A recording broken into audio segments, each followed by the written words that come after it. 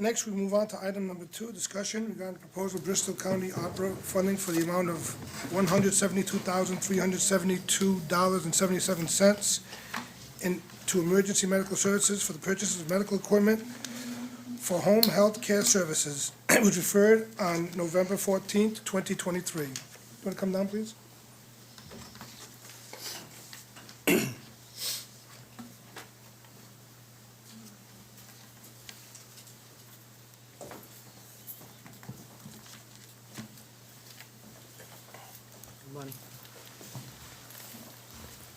Good evening. Good evening. Good Just evening. state your name, just state the name, please, for. Tim we know- Olivera, Chief of Forest City EMS. Thank you. Thank Counselor in seat 2, Counselor Dion? I have a few sticking points with this. So number one, to date, your department has received $741,351 in opera funding from city opera money for various items. If you add this $172,000, it brings it to $913,723.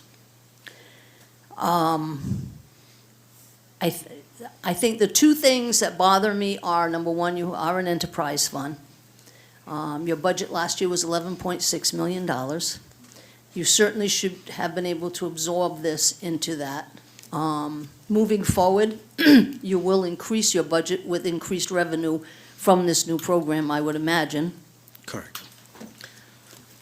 And my main sticking point is, on Thursday, August 17th, there was a meeting of the Opera Committee.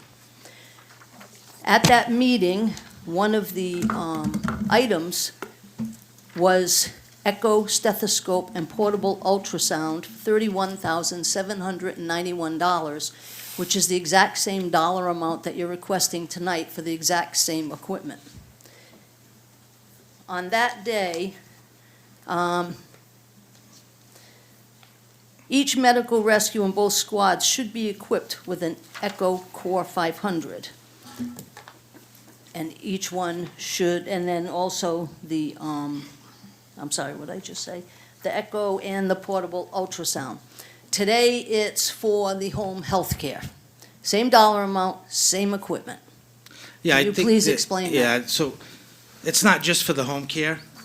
The ventilators were recently approved in the new protocols to go on all rescues.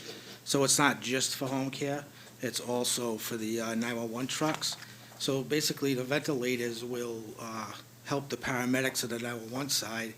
And someone that's not breathing, a cardiac arrest, they can hook that ventilator up. That will actually do the mechanical ventilation for the paramedic.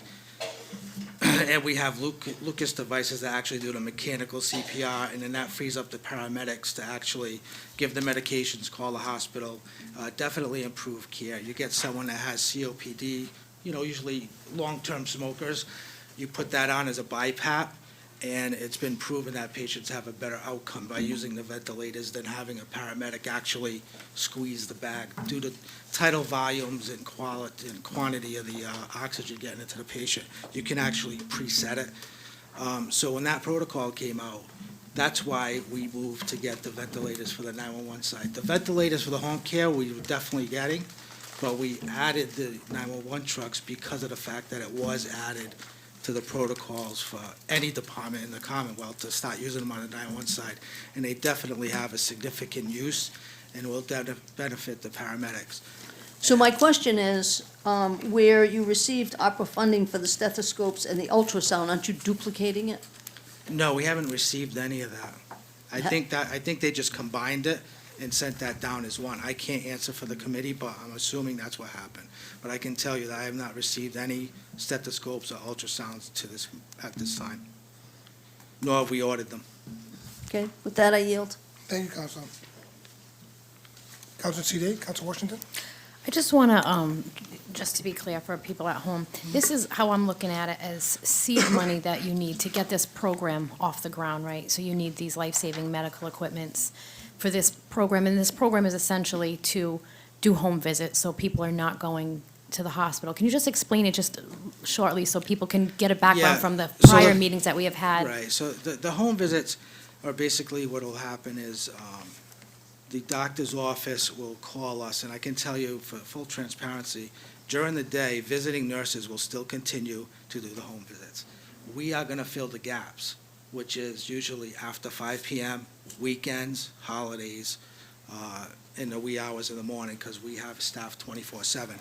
So in those cases at night, to prevent ER returns or hospital readmissions, if there's an issue, the doctor's office or the PA will call us, give us the address, give us the scenario. We will go there, do a telehealth or a FaceTime conference with the PA and the patient, assess the situation, vital signs,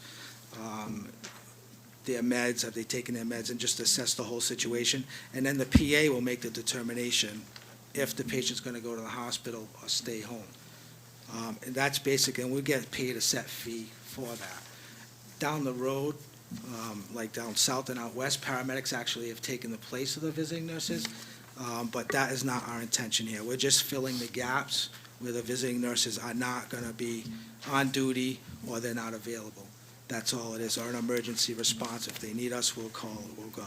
That's all it's for. And this is going to be a billable by a third party? Correct. So basically what will happen is I think the doctor's office will bill the patient, and then we will bill the doctor's office for our set fee.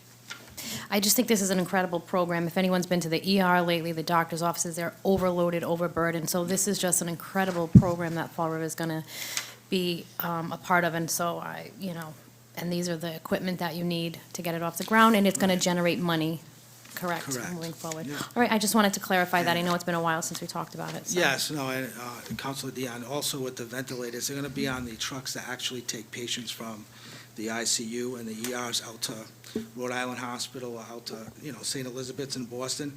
We do take a lot of vented patients to these hospitals that are already vented in the hospital, but we need our own vents to hook them up and get them up to whatever facility they're going. Usually it's Rhode Island or St. Elizabeth's.